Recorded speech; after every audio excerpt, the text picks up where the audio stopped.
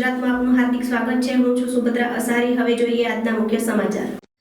અમરેલી જિલ્લાના જાફરાબાદ તાલુકાના દરિયાકાંઠે Gujarat state monitoring cell SMC દ્વારા મોટી કાર્યવાહી હાથ ધરવામાં આવી છે। સામાકોઠા વિસ્તારમાં એસએમસીની ટીમે દરોડો પાડી ઇંગ્લિશ દારૂનો મોટો જથ્થો ઝડપી પાડ્યો હતો। દરોડા દરમિયાન કુલ 6,859 ઇંગ્લિશ દારૂની બોટલો કબજે લેવામાં આવી હતી, જેની અંદાજિત કિંમત 22,75,480 હોવાનું જાણવા મળ્યું છે। ઉપરાંત 6 વાહનો સહિત કુલ 23,89,380નો મુદ્દામાલ જપ્ત કરવામાં આવ્યો છે। આ કેસમાં 4 આરોપીઓની ધરપકડ કરવામાં આવી છે, જ્યારે 11 આરોપીઓ ફરાર હોવાનું સામે આવ્યું છે। સમગ્ર મામલે ગુજરાત સ્ટેટ મોનિટરિંગ સેલ દ્વારા કાર્યવાહી કરી જાફરાબાદ મરીન પોલીસ સ્ટેશન ખાતે ગુનો નોંધવામાં આવ્યો છે।